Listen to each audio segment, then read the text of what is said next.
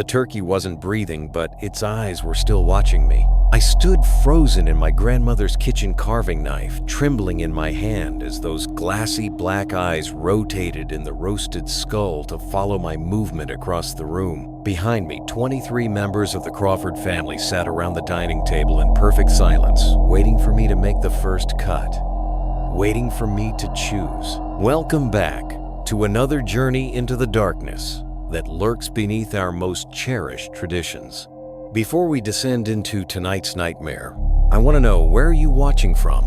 Are you alone right now, or is your family gathered close? Drop a comment and let me know. And if you're brave enough to hear what happened to the Crawford family, go ahead and smash that like button.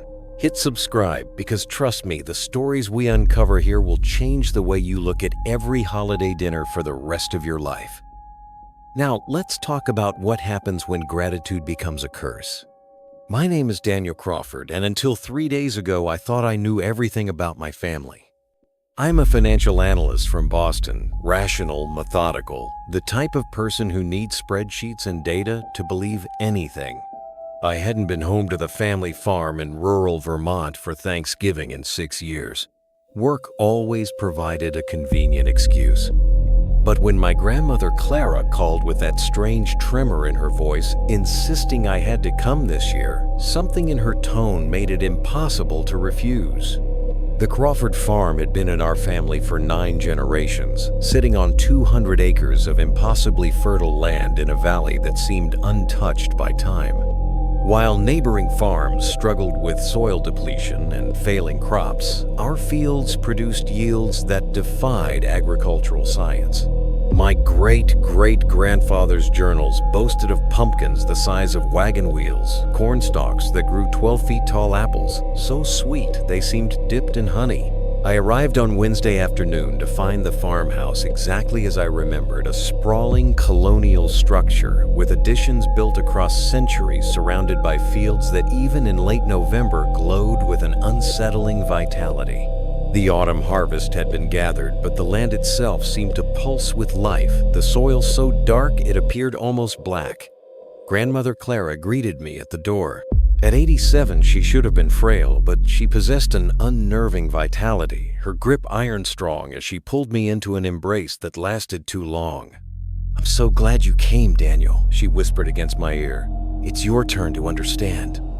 The first sign that something was deeply wrong came that evening during what grandmother called the preparation. The entire family had gathered aunts, uncles, cousins I barely recognized, even distant relations I'd never met. 23 people in total, filling the farmhouse with a nervous energy that felt more like dread than holiday excitement. We assembled in the kitchen, where a massive turkey sat on the counter purchased from a farm I'd never heard of.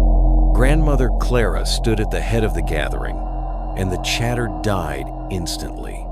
She produced an ancient leather journal, its pages brown with age, and began to read in a voice that seemed to echo with more than just her own words.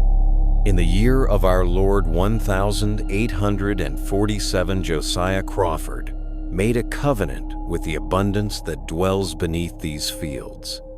In exchange for harvests that would never fail for land, that would never tire for prosperity, that would flow like water from stone, the Crawford family would offer thanks in the manner prescribed.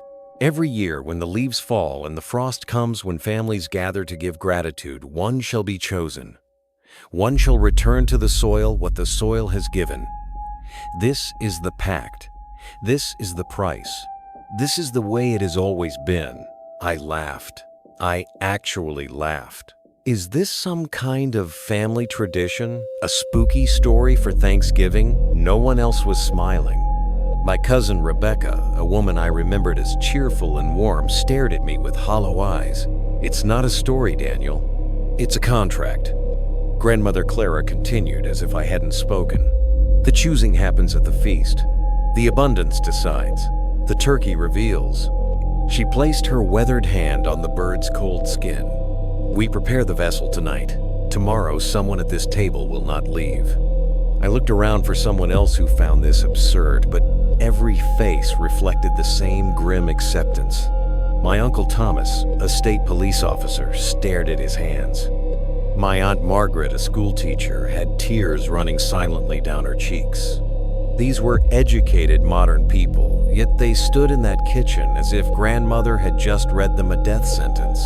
"This is insane," I said, backing toward the door. This is some kind of mass delusion. I'm leaving." My grandmother's voice cut through the air like a blade. "Sit down, Daniel." It wasn't a request. Despite every rational instinct screaming at me to run, I found myself unable to move. The kitchen suddenly felt smaller, the walls pressing inward, and I could swear the floor beneath my feet thrummed with a deep subsonic vibration. "You need to understand," grandmother said softer, now sad even. "Your mother understood. She was chosen in 2003. Your Uncle Peter in 1997. Your great-aunt Dorothy in 1989. Every year, Daniel. Every single year since Josiah made his bargain. We've tried to break it. God knows we've tried.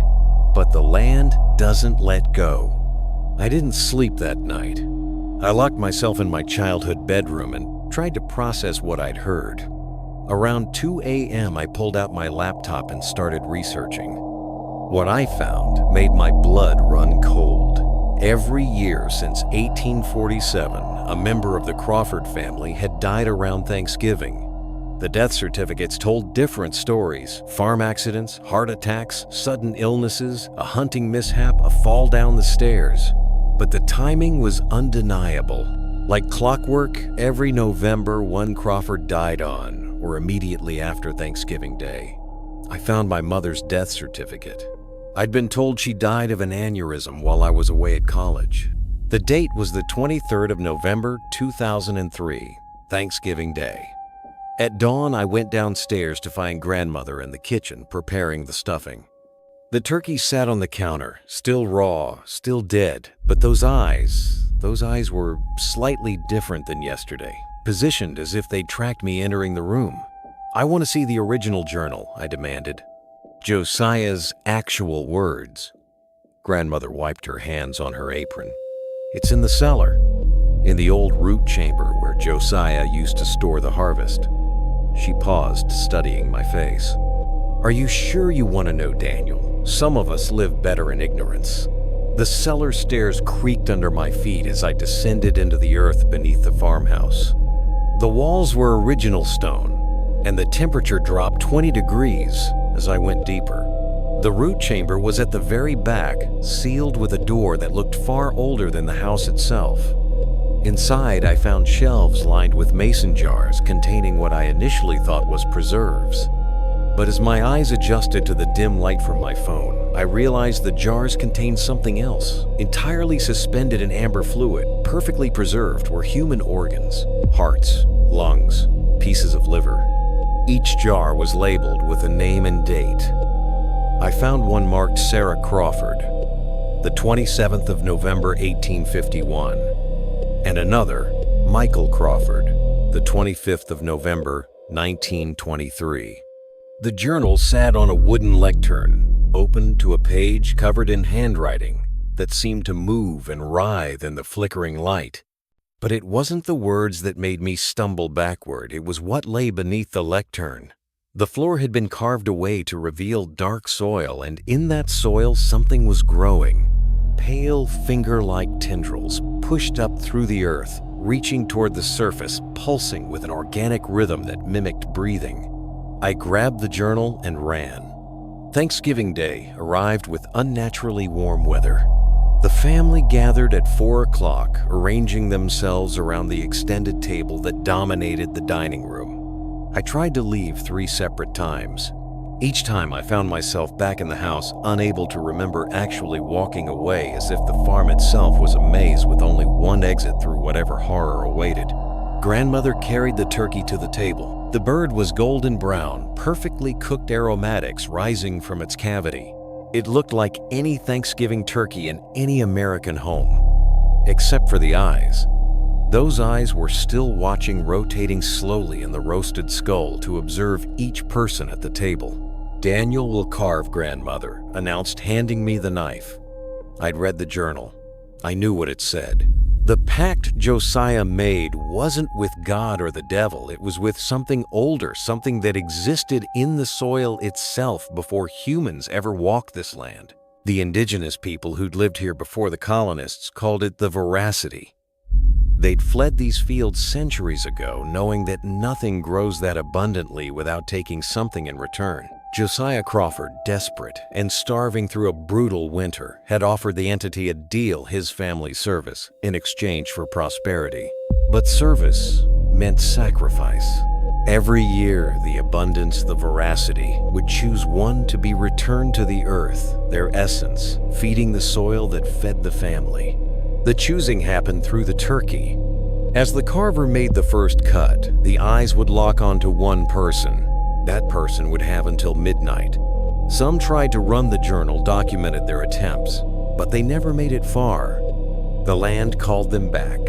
Some went peacefully, walking into the fields at sunset. Others fought, struggling as their own family members held them down and slit their throats over the furrows, their blood feeding the insatiable earth. "Cut," Daniel's grandmother said softly. My hand shook as I lowered the knife to the turkey's breast. The moment the blade touched skin, every candle in the room guttered and went out. In the darkness, the turkey's eyes blazed with bioluminescent light, twin beams that swept across the table like searchlights, pausing on each face before moving on. I prayed it wouldn't be me. God help me, I prayed it would be someone else. Anyone else. The light stopped on Rebecca, my cousin who had 2 young children waiting at home with their father. Rebecca, who volunteered at the animal shelter every weekend. Rebecca, who still sent handmade birthday cards to every family member. She didn't scream. She simply closed her eyes and whispered, "I knew it would be me. I felt it in my bones all week." No, I slammed the knife down on the table. "This ends now. I'm calling the police. This is murder. You're all complicit in murder." My Uncle Thomas, the state police officer, shook his head slowly. "You think we haven't tried.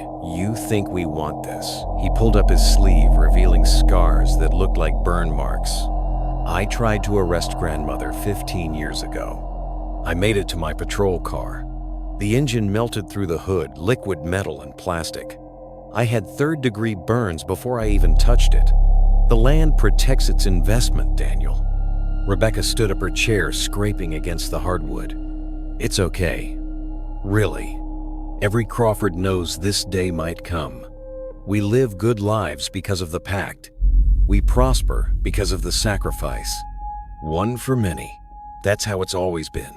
But her voice broke on the last word, and I saw the terror she was desperately trying to hide. The family moved with practiced efficiency. They'd done this before, I realized, with horror. Many times. Grandmother retrieved rope from the kitchen. Uncle Thomas produced a ceremonial knife that looked older than the house. My Aunt Margaret began chanting something in a language I didn't recognize, something that predated English words that made my teeth ache. They led Rebecca toward the kitchen door that opened to the fields.